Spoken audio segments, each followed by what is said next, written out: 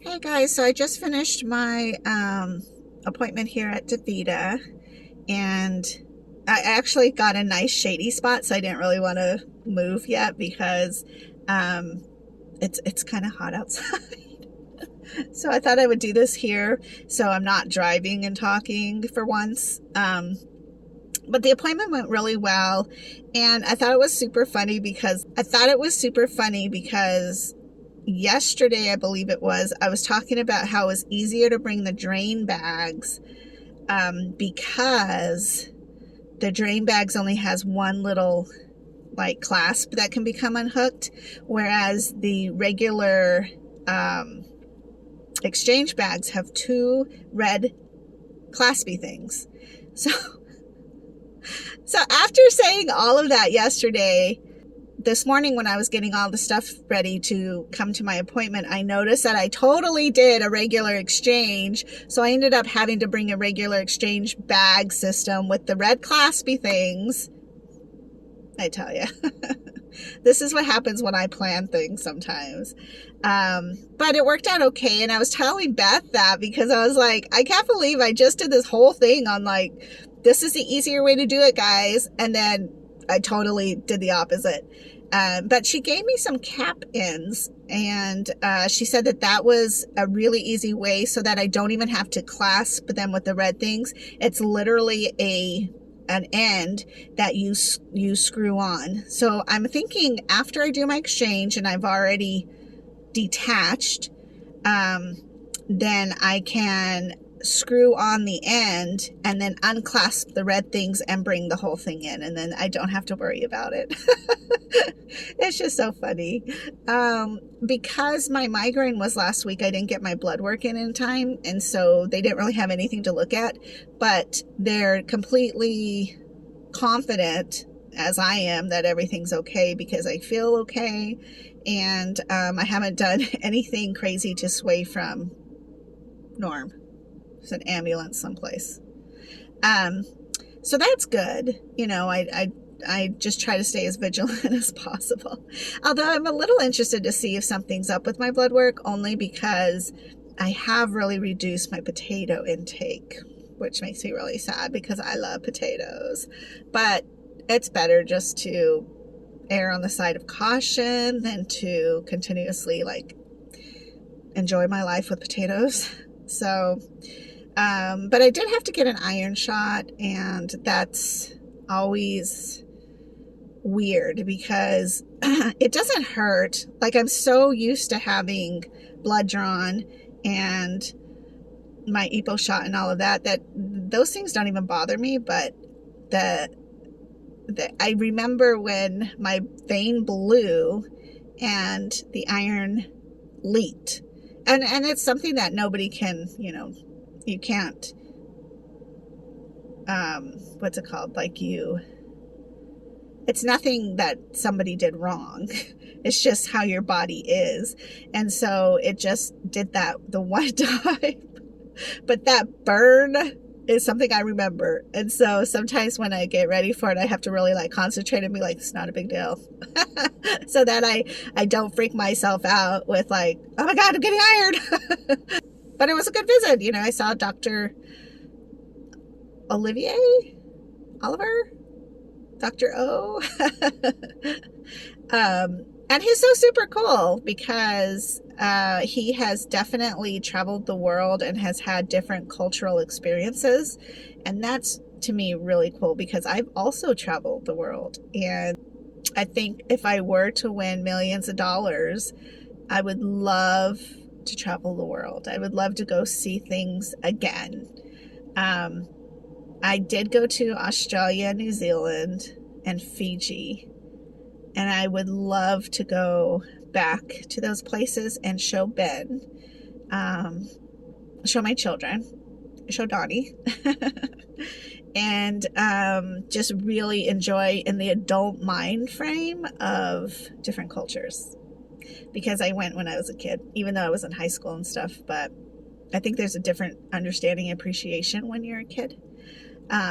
than when you're an adult, or vice versa. Interesting fact too is that I told him that I had my first experience with the dragon fruit, and right away they were like, oh my gosh, I don't think you're supposed to eat that. And I was like, oh my God. Like, the one thing I did not freaking look up, because you guys know that I am diligent in what I eat. And I thought, crap, this is going to be the thing that does me in. How'd you die? Dragon fruit. But come to find out, it's perfectly fine. And I did find out, though, that the dragon fruit that I consumed was not ripe. So it does have a bit of a sweetness to it, but it wasn't really sweet like everybody talked about. And so a friend of mine commented on my Facebook post about it and said, it doesn't look ripe. It's not ripe yet. But it was already too late, and I had already cut it open, and Callie and I already ate it. And we only ate like a portion of it. And I only took a couple bites because it really wasn't as sweet as I was expecting it. I really thought it was going to be either like mango-ish or what's the other thing? Kiwi. And it was neither. And I even told Donnie, I was like, is this what aloe tastes like? Because it's like a white flesh with the little black seed things, which are consumable. But anyways, so we looked it up here at Devita and made sure that it was okay. And it's okay. But it's a star fruit that is not okay. And apparently it has a whole bunch of other reasons why not. But people with kidney disease especially do not eat it. Like, you could die. I think you might be able to die from it if you're not on kidney disease. I don't know. I'm like, why do people sell it? But I did not see it at Sprouts. Although I have seen it there. And I was laughing because I'm like, sometimes I just see something I haven't tried before, like anything, and I'm like, maybe I'll try that, but I am reminding myself that I have to look them up still, even though I think we think like fruits and vegetables are all safe. Well, and part of the thing with the star fruit is that they're really high, I think, in oxalates. And of course, that's really bad for our bodies. And oxalates is in all the green vegetables. Mostly green vegetables, I believe. Like, you can really over-oxalate your body, and it's not good. So, I know that's like a radical idea, like, don't become vegetarian, because you could totally hurt your body by over-consuming. But I think that's more it than don't be a vegetarian, because I know there's been periods of time where I was vegetarian, and I liked it because I felt like I was eating lighter things, but I do, and I know I miss the meat because my body needs that to function. I just can tell when I haven't had beef in a couple days. It's like I'm so tired and so withdrawn and just like bleh. So I'm not saying like vegetables are the devil. I think over consuming of one thing, that's the devil. But I am glad that I didn't accidentally hurt myself with the dragon fruit. And I don't remember seeing star fruit at Sprouts, but I didn't really look for it. And there's something else I want to try there, but I forgot what it's called, and I think I'll wait till I get Ben next week, because I feel like it's kind of like a mango, and he likes mangoes, and so if it is like mangoes, I'm gonna need him to help me eat it, because Donnie's pretty big on not eating fruit. I think he'll eat a banana if I like put it in his hand, but he's not a big one for fruits and or vegetables. More so fruit, I want to say. He's really big on not eating sugar. And so that's really great because it helps me to stay away from sugary things, even though I'm not naturally drawn to them. And I'm so thankful that Ben isn't naturally drawn to sugars either. So we try to stay pretty healthy, I think, as much as possible. But we do slip like chips. I mean, like, Donnie was like, I haven't had hot Cheetos in so long. And then, we started dating and he's like, I'm just about the hot Cheetos now. And I'm like, I know, that's so funny how that's the thing. And so I would say that hot Cheetos is probably the biggest processed food that we eat. And I do buy sourdough bread. If Donnie makes it, that's fantastic. But usually I'll just buy a loaf of the smaller loaves. I'll usually buy like a smaller loaf of sourdough bread.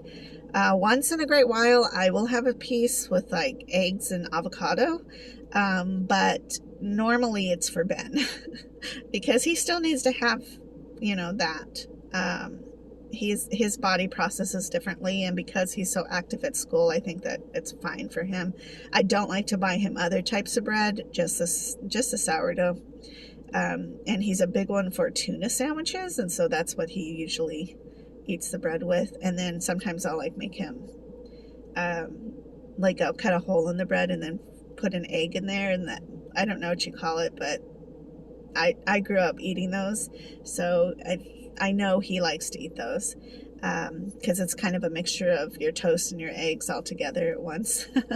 So anyways, I guess I should go because I am needing to go home to do my next exchange. That way I stay on target, because yesterday I got way off target. But that's a joy of PD dialysis is, every day is not the same. As much as you think that will be, it's not.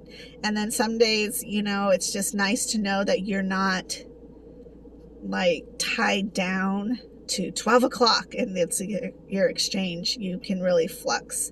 There's a consequence because like, okay, now I have to go an hour later versus being done a little earlier maybe, but I don't know.